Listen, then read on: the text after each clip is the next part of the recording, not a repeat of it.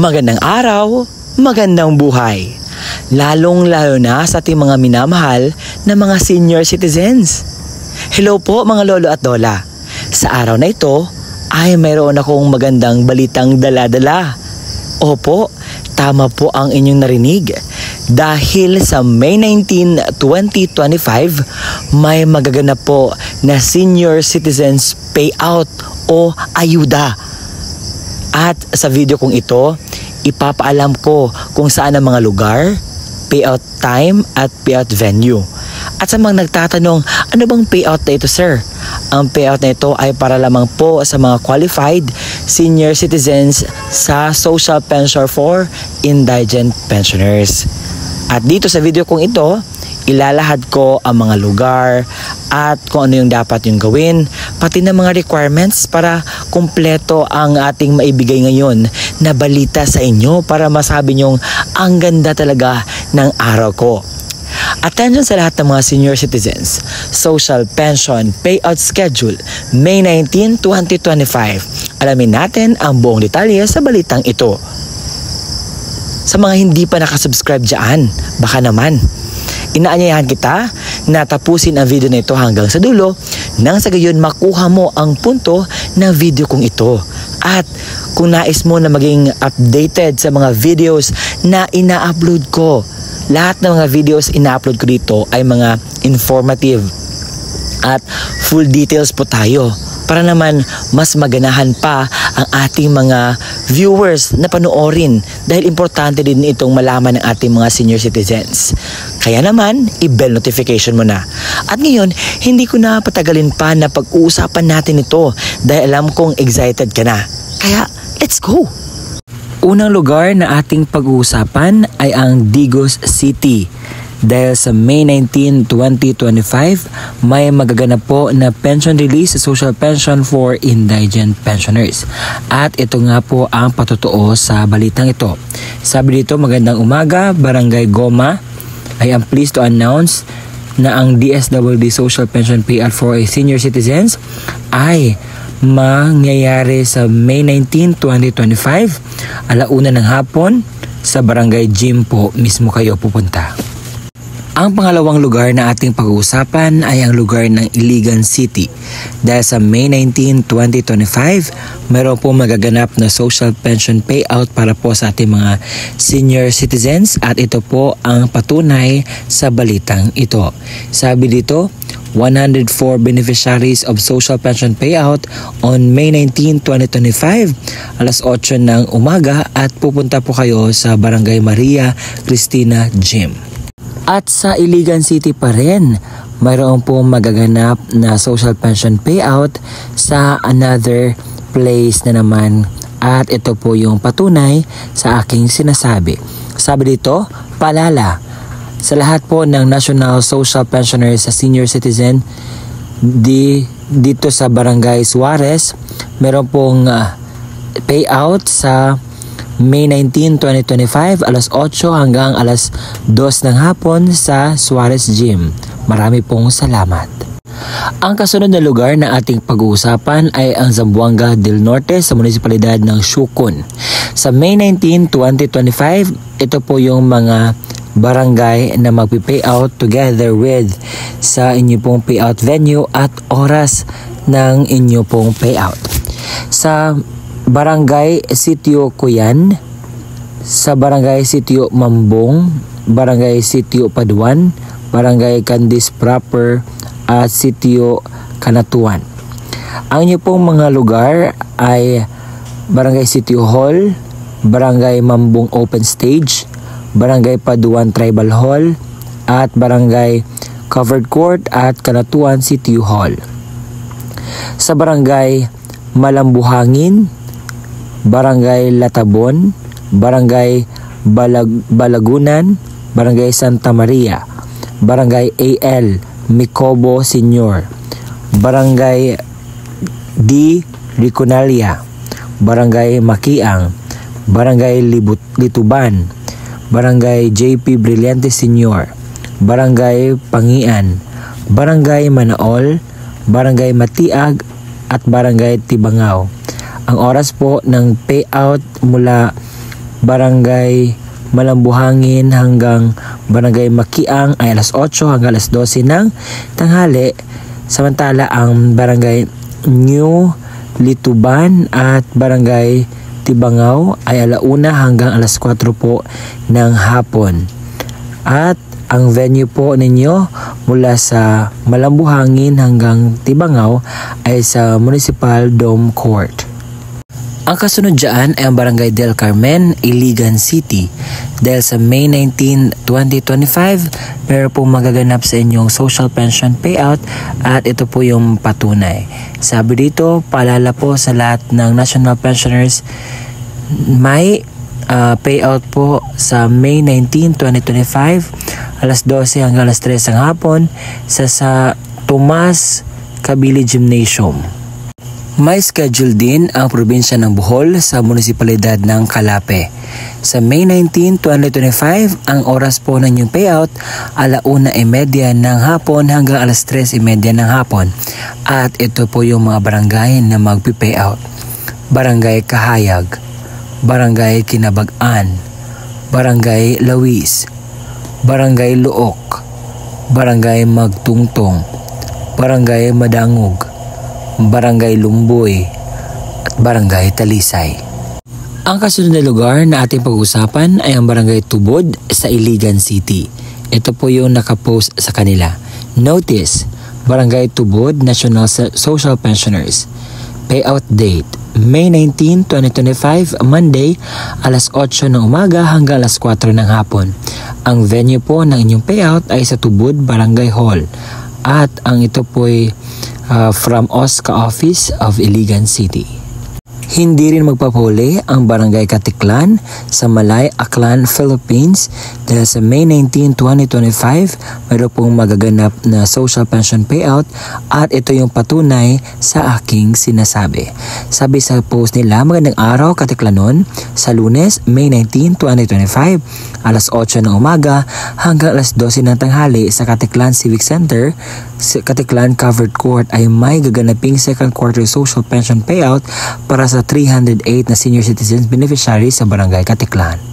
May magaganap din na social pension payout sa Barangay Dito Kalan sa May 19, 2025 at ito po yung patunay sa kanilang post. 104 beneficiaries sa social pension payout sa May 19, 2025 alas 8 ng umaga at pupunta po kayo sa Barangay Maria Cristina Gym. At ngayon naman, pag-uusapan natin ang Tanhay City, Negros Oriental. Dahil po meron silang post dito sa mga barangay, oras at mga lugar na dapat niyo puntahan sa inyo pong payout. At ito po yung patunay sa post nila. Sa May 19, 2025, Monday, ito po yung mga barangay at time at venue saan po kayo mapipayout. Sa Barangay Azagra, Barangay Luca, Barangay Manipis, Barangay Novalias, Barangay Ubugon. Ang payout time po ninyo magsisimula alas 8 ng umaga at pupunta po kayo sa Osmeña Park, Tanhay City. Sa Poblasyon 1 hanggang sa 7, ang payout time po ninyo alauna ng umaga, alauna ng hapon at pupunta po kayo sa Osmeña Park, Tanhay City.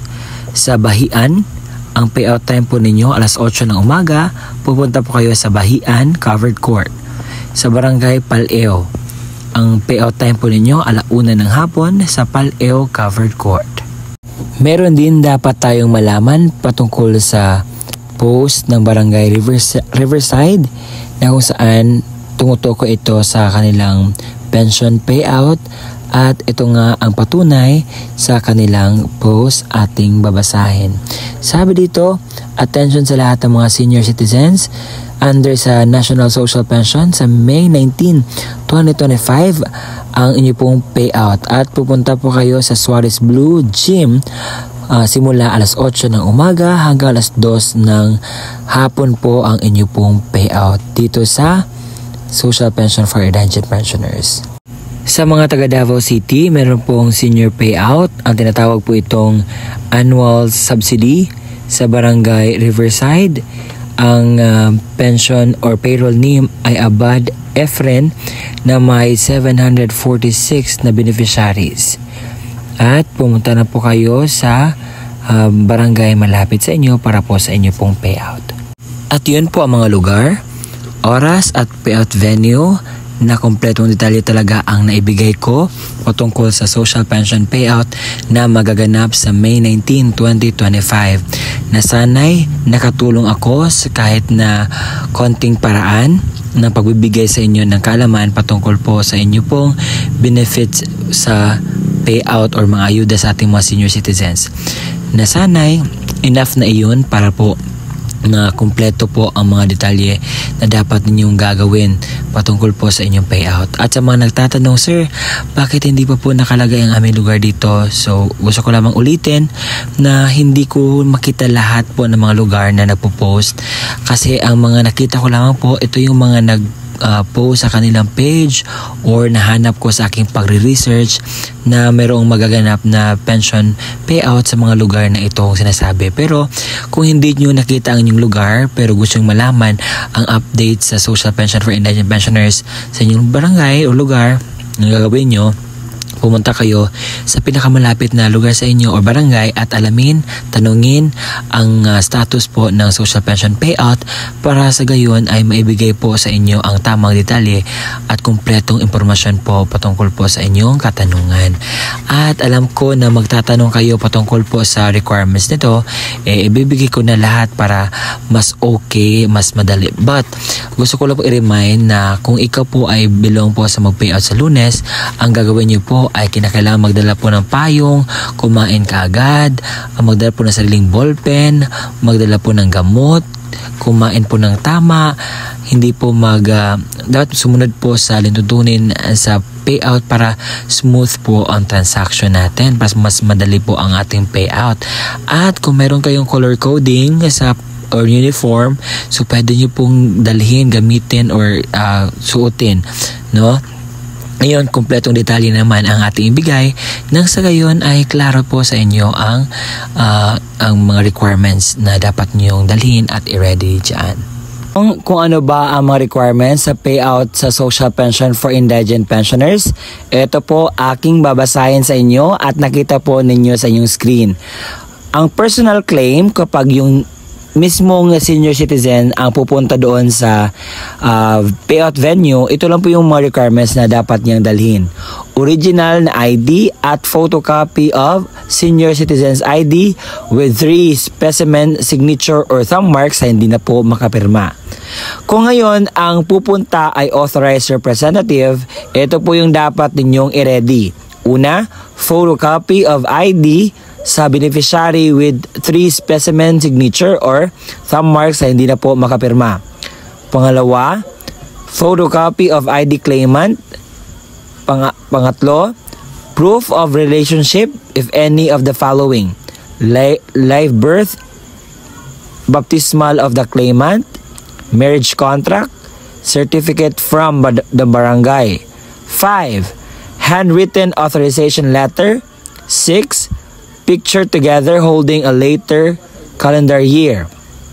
Para naman sa deceased beneficiary, ito po yung mga requirements na dapat mong i-ready. Una, death certificate. Pangalawa, photocopy of ID sa beneficiary. Pangatlo, photocopy of ID claimant. Pangapat, proof of relationship, any of the following: live birth, baptismal of the claimant, marriage contract, certification from the barangay. At panglima, warranty. So kinakailangan kukuha po kayo ng format doon sa barangay nyo po.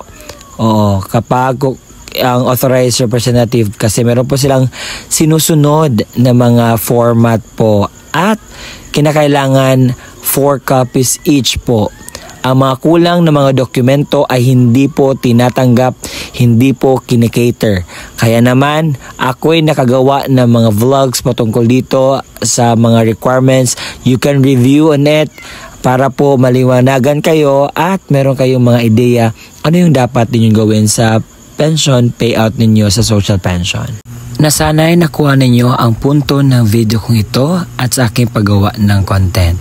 Ito naman po sa mga senior citizens and congratulations po sa mga qualified na makakatanggap ng ayuda sa May 19, 2025. Meron na kayong pangbili ng gamot, meron po kayong mga pangbili ng inyong araw-araw na pangailangan, and patuloy naman po sa gawa sa mga dapat nyo gawin when it comes to in your benefits, no?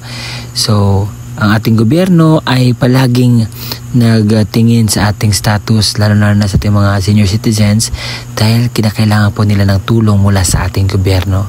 At yun lamang po ang aking content. Kung nagustuhan ninyo ang aking content, baka naman makasubscribe nyo aking YouTube channel at i-bell notification mo na para maging updated ka sa mga videos na i-upload ko pa dito sa aking YouTube channel. Yun lamang po. Bye-bye! And God bless po sa inyo.